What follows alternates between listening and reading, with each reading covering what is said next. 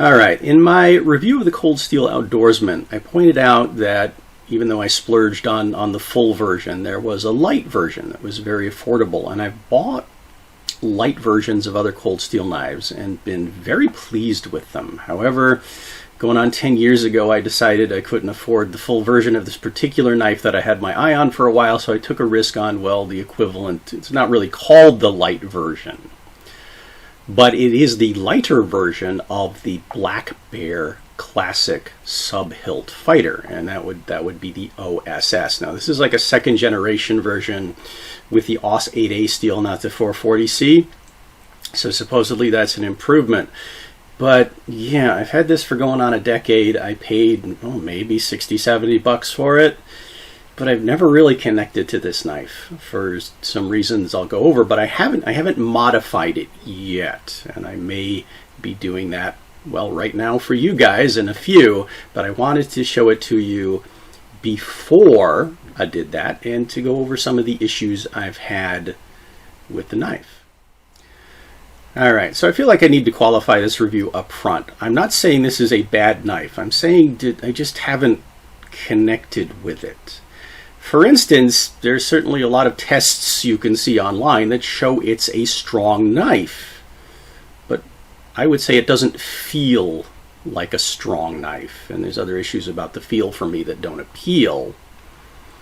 Now, the single-edged version that's available, the OSI, and one of the reasons it's marketed is because people might live in an area that restricts possession of double-edged blades, or maybe, yeah, that one might have more utility uses. And I considered getting it for those reasons, but again, I didn't connect with this one enough to even spend that 60, 70 bucks on the second one. Maybe one day I will, depending on, well, how the following experiment turns out. But, yeah, purpose-built for combat, close quarters combat, military knife. A lot of people say it's great at that. I've got a lot of experience with knives like this, and it doesn't have the same kind of blade feel for me. It is a bit longer and a bit grippier in certain ways, and I'll get into that in a second. But I've also heard that there's been other applications. There's a famous video of how this is popular with hunters, because there's this video of a guy in Australia saving another guy from a charging water buffalo. And I won't get into the gruesome details. You can look the video up if you want to. But let's just say he jumped on it from the side, and it was a one-shot stop, pretty much. I've also heard another reviewer state in Australia it's popular with pig hunters. So a literal pig sticker. All right, I can see that. I can see how the design makes it for a grippy long knife for penetrating things that you need to penetrate, well, deeply. But why don't I like it or love it or whatever? Well, let's talk about a couple of things. The steel's fine. It's not super hard. It kind of doesn't totally pass the file test for me. So on my particular version, I figure it's probably about a 50 Rockwell hardness is what I'm guesstimating. The edge is indeed sharp, but it does have a definite secondary bevel. We're talking primary edge here. So it cuts, but it's not a razor. I can understand that would be effective for, outdoor bushcraft sort of thing. Now it does have a back edge, which is a little weird because it kind of has the sort of a clip point on it that just visually for me doesn't quite work. I figured they just needed to go one direction or another on this. But this back edge it's beveled steeper. It's not really sharp. Now, the blade has really, really deep hollow grinds, and for me that is something that I feel kind of interferes with cutting in certain ways. It makes the knife very light. This knife weighs just a little over 8 ounces. It's a really light knife, so if you like a light knife for carry, this is a good choice, but I don't have a lot of feel of where the blade is. It's also, well, not quite 3/16 of an inch thick at the spine, and that varies. At the ricasso, which is square, that's 3/16. It drops down to 32nd right there, and then widens back out about right here to that 3/16. So give it just a little bit more mass right in here before it, well, at the point it tapers down, and that sort of balances out to make the knife, well, kind of feel like a metal ruler. So again, I don't really have a lot of feel where the tip is and such. So yeah, it seems like it would be flexible. It just kind of strikes me as being, it's a little bit, not much. But yeah, I haven't had any problems with it in, you know, thrusting against targets and stuff like that. It's been okay. But just, I don't know, there's just something that it's missing. I think I can put a lot better edges on it, and I've certainly seen reviews where people have. So that's one thing I'm going to do in the second half of the video. But let's talk about the sub-hilt thing. Again, flashback time. I talked about in 1980 when I went to U of A, I moved down to Tucson and discovered the most marvelous knife shop on the planet, which was a big freestanding knife shop that not only had modern production blades, but it had a lot of antiques. It's where I got my original Mark IIs, but it also had a lot of custom knives, including a selection of really, really, really expensive sub-hilt fighters. And I just kind of fell in love with the design by appearance. I'd never tried one, and again, I had my eye on that Black Bear Classic. It's like $300 and it's gone up. It's really hard to find now, so you're probably going to pay more than a premium for that knife if you can find it. I don't know if it's a good knife. I've never had my hands on one, so yeah, I can't really tell you how it compares to this. But what they did is they used their Kraton, their rubber, to give it a grip that's got some front to back taper, so it's wider and flatter at the back, and then comes down to kind of a flat front strap, I guess you'd call it, that's narrower, and it's got a little bit of a palm swell. But the interesting thing about it is the guard and the sub-hilt are they're rubber. So yeah. Now, yes, the guard on a knife is not made to be like the guard on a sword. It's more to keep your hand from going up the blade, and it certainly serves to do that. But it just kind of feels like a toy to have these things flexing. Now, the positive end of that is when you hit something hard with it, it doesn't bite you. So it's actually kind of good, and it is grippy. But the shape of the grip for me, and, well, the way I use a knife... Okay. So, let me take my brace off, just so I have bare hand. It's not like I'm going to do anything stressful with the thing. Alright, for me, I've never really liked finger grooves on, well, other weapons I'd have to give you a trigger warning for, and maybe I made a mistake here because there's something about just the shape of my tiny hands. Stubby fingers, they just don't line up when somebody demands where they're placed. So it kind of feels a little bit awkward in my grip. I feel like there's something in there that shouldn't be, and it's not allowing me to get the grip that I want on the knife. So I'm tempted to remove the sub-hilt. I probably won't, but, well, maybe I will. We'll see. But for me, a hammer grip on this thing, those sharper corners on that kind of triangular back, they hit the web of my hand between my thumb and forefinger just wrong. So that doesn't feel good. On the other hand, a handshake grip feels great. Nothing wrong with a handshake grip. And also, if you're familiar again with HEMA, a saber grip. Putting my thumb on the back strap, whatever you want to call it, below the guard, that's quite nice and gives you a little bit more reach in that long thrust. Okay, if you need that extra reach or whatever it is with the blade, yeah, that works pretty good. However, the fencer's grip with the thumb on the side, in one orientation, it works fine. So right-handed with the blade facing to my left, that's not too bad, but if I try to rotate it the other way, well, the sub-hilt gets in the way, and it just doesn't feel right at all. Now, reverse grip. Tiny pinky in a spot that's probably way too big for tiny pinky. Yeah, I just, it's okay. Again, it's okay. The palm swell's good. The shape of the grip in this alignment's good. It just, the extra length of the blade compared with the fact that it's so light and I don't have a feel for where it is, it's hard for me to manipulate in, well, the way I tend to use knives in martial arts this way. So,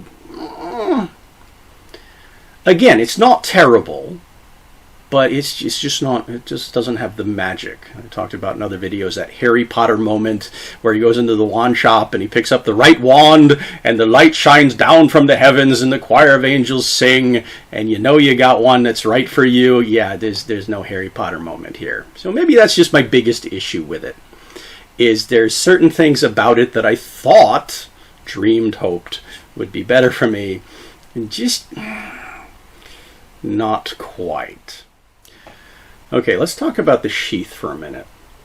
It's got that same sort of Kydex sheath that's common to a lot of other cold steel knives in this class that I have issues with. I'm not a fan of this design, but in this case, yeah, a lot of those issues are ramped up significantly. What am I talking about? Well, yeah, it does have a lot of options for different kinds of mountings, but the slots in it are not wide enough for, well, even, you know, an average size belt. I did leave the strap, the nylon strap, in the out-of-the-box configuration, and this is one I've mentioned in other reviews that, yeah, I really don't like this because you have a really rigid sheath with a lot of retention and a really floppy belt loop. So when you go to draw it, you get a lot of slop, and it makes drawing it all that much harder. So I'm probably going to change that in the second half of the video. But this is where it really kind of gets bad for me. After all the years I've had it, retention is still, yeah, you need two hands to draw this knife. It's still super, super firm, which could be a good thing, but if you want to deploy the knife quickly, not so much of a good thing. That may need some adjustment. That's not the biggest problems with it, though. There's something about the shape of the scabbard, and I don't know if you can see it, but this looks like the same scabbard for the single-edged OSI version. So maybe they're just using them interchangeably. But what's happening in here sometimes, if I don't look when I resheath it, there is a point, let's see if you can hear it, where it'll give me kind of a false click. And it's, yeah, there it is. Feels like it locked in, right? But if you look at it, yeah, not at all. So then it falls out. I feel like I've secured the knife, and I really haven't whatsoever. So yeah, there's something about this that's hanging up, it's catching, and that's causing a problem.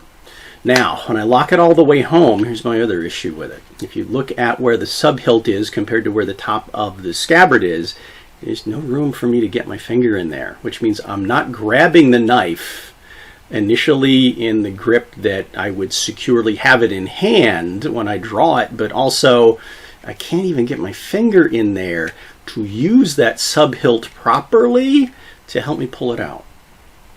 So I think a couple of changes need to be made. Let's see what I can do with it. Alright, going to talk a little bit while I do the paper cut test before I do any modifications to this knife. And I haven't actually done any significant sharpening to it because, well, I haven't put it to that much use over all the years I've had it. Now, another quick note I failed to mention. The specs say this has got an 8 1/4 inch blade, and mine is like an 8 1/16. However, the overall length is right at 13 1/4. So, don't know where that extra distance went, but okay. So, primary edge. It cuts okay. Can't really complain too much about it. It's not a razor, but I don't think it's really intended to be. But let's take a look at that back edge. As I said, it's just, yeah, not very sharp. So let's see what I can do with it. All right, a couple of hours work before it got too hot to be outside. Let's talk result. Well, primary edge easily slices through paper. This is actually shaving sharp now. Back edge, much better. Okay, so what did I do? Briefly. Well, first fix. You can see that. Looks a little bit lopsided now. I changed kind of that cutout in the scabbard. So when I go to sheath it, yeah, now I've got, well, two things. One, I can get my finger in there, but also remember that false snap? Let's see if I can make it happen again. Yeah, if it does that false snap thing to me, I can see that it's not in. So that's helpful. I can see and feel that it's not in. So that's a big improvement. I can draw the knife a lot better, and yes, I just removed the strap. I don't know if I'm going to do anything else to it for carry yet. Well, to be continued, maybe. Not the most important thing. Careful wet sanding with a lot of quenching. What I did is going to be kind of hard to see in this light. Let me see if I can give you a little bit more. It's one of those days where I'm trying not to have a lot of sunshine in here. Starting on my 4x36 sanding belt, I started with, well, I didn't start too coarse. I started with 240 and worked up to 1,000. But I did two things. One, I took that primary edge bevel down to, well, a really fine, about 20-degree apple seed, so there's no transition in there anymore. It's a very smooth edge. Then on the back edge, yeah, that took a lot more removal to create, well, pretty much a new false edge that has a much more acute angle to it, a little less rough in the transition, and I put a little bit more edge on the back as well. Kind of did a similar thing that I did the front edge, not quite so much. So this back edge, it's sharp, but it's not nearly as sharp as the front edge. This one I can shave with. This one I can kind of shave with, so it depends. The other thing you might notice that I did is I changed the transition between the false edge and the back edge, so it's not quite so much of a semi-clip point anymore. That smoother transition just appealed to me. I was tempted to do the Mark II treatment and do some serrations on it, but I decided not to do that yet. Probably won't. And then I finished it off by using fine sandpaper, wet sandpaper, different blocks, and then freehand to polish some of that really coarse wire brush finish down. Gave it a couple of good rub downs with Mother's Mag. Stropped it, and okay. So final conclusion, knife has potential. You may like it just fine the way it came out of the box. I didn't, but now with a little bit of work, and I might even do a little bit more work to it, I like it a whole lot more. So I may comment on this knife in the future, but for now, I hope this was an interesting presentation. And as usual, thanks for watching, and I hope to see you back for more.